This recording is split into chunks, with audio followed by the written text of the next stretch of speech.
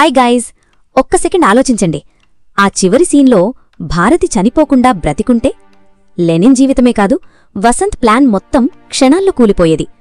అసలు క్లైమాక్స్లో ఎవరు చనిపోయేవారు, ఎవరు జైలుకు వెళ్లేవారు, భారతిమిట్ట జాతర ఎలా ముగిసేది? ఈరోజు అదే వాటిఫ్ స్టోరీని పూర్తిగా ఊహించబోతున్నాం. ఇది సినిమాలో జరిగిన కథ కాదు, కానీ జరిగుంటే ఎలా ఉండేదో ఒక ఇంట్రెస్టింగ్ ఆల్టర్నేట్ వర్షన్.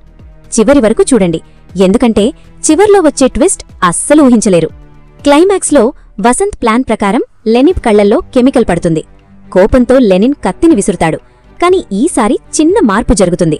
భారతి ముందుకు రావడానికి క్షణం ముందు తన చేతికి కట్టిన గుడ్డ ఊడిపోతుంది. లెనిన్ పేరు గట్టిగా పిలవడంతో అతను ఒక్క క్షణం ఆగిపోతాడు. అదే క్షణంలో భారతి పక్కకు తప్పుకుంటుంది. కత్తి ఎవ్వర్నీ తాకదు. వసంత్ ఒక్కసారిగా షాక్ అవుతాడు. ఎందుకంటే తన ప్లాన్ మొత్తం భారతి చనిపోవడంపైనే ఆధారపడి ఉంది. కాని అది ఫెయిల్ అవ్వడంతో మొదటిసారి అతని ముఖంలో భయం కనిపిస్తుంది. ఇక లెనిన్కి కూడా అసలు విషయం అర్థమవుతుంది. ఇంతకాలం నన్ను అన్న అని పిలిచినవాడే నా జీవితాన్ని నాశనం చెయ్యాలని ప్లాన్ చేశాడా అనే బాధ కోపంగా మారుతుంది. కాని ఇక్కడ లెనిన్ వెంటనే దాడి చెయ్యడు. ముందు భారతిని సేఫ్గా బయటకు పంపిస్తాడు. ఎందుకంటే తనకిప్పుడు ఒక్కటే టార్గెట్, వసంత్ నిజస్వరూపాన్ని ఊరి ముందు బయటపెట్టడం. అదే సమయంలో వసంత్ తన మనుషులకు ఒకే ఆర్డర్ ఇస్తాడు, లెనిన్ బ్రతికుంటే నేను అంతం. వెంటనే ఊరు మొత్తం మీద దాడి మొదలవుతుంది. జాతర ఒక్కసారిగా యుద్ధభూమిగా మారుతుంది. కాని ఈసారి లెనిన్ ఒక్కడే కాదు, భారతి కూడా అతని పక్కనే నిలబడుతుంది.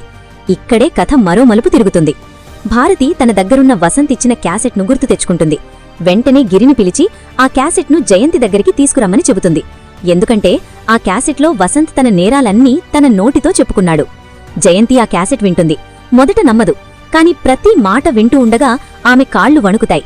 వైదేహి మరణం, భారతి మీద పిచ్చి ప్రేమ, లెనిన్ మీద పగ అన్నీ వసంత్ నోటితో వినిపిస్తాయి. ఒక తల్లిగా తన కొడుకు ఎంత దారుణంగా మారిపోయాడో అప్పుడు ఆమెకు అర్థమవుతుంది.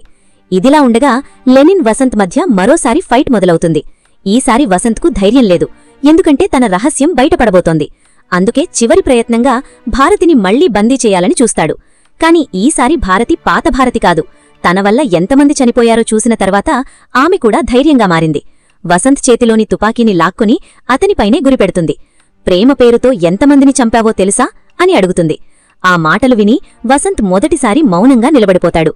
ఇంతలో ఊరి పెద్దలు, జయంతి, నీలకంఠం, యతిరాజు గురించి నిజాలు తెలిసిన వాళ్లందరూ అక్కడికి చేరుకుంటారు. క్యాసెట్ను అందరి ముందు ప్లే చేస్తారు. ఒక్క క్షణంలో ఊరు మొత్తం వసంత్కి వ్యతిరేకంగా మారిపోతుంది. ఇక్కడ ఇంకో ట్విస్ట్. సినిమాలో చనిపోయిన యతిరాజు ఈ ఆల్టర్నేట్ కథలో లెనిన్ అతన్ని చంపడానికి ముందు అతని దగ్గర నుంచి నిజం మొత్తం తెలుసుకుంటాడు. అందుకే యతిరాజు బతికే ఉంటాడు. అతను అందరి ముందు నిలబడి జయంతి చేసిన తప్పులు, వసంత్ చేసిన నేరాలు ఒక్కొక్కటిగా చెబుతాడు. జనాలు షాక్ అవుతారు. ఇన్ని సంవత్సరాలు విలన్ అనుకున్న మనిషి నిజానికి పరిస్థితుల బలి అని అందరికీ అర్థమవుతుంది. ఇప్పుడు వసంత్కు ఒకటే దారి కనిపిస్తుంది, పరిగెత్తడం. అతను పరిగెత్తుకుంటూ భారతిమిట్ట అగ్నిగుండం దగ్గరకు చేరుకుంటాడు. కాని అక్కడ లెనిన్ అతన్ని అడ్డుకుంటాడు. ఇద్దరి మధ్య చివరి మాటలు జరుగుతాయి.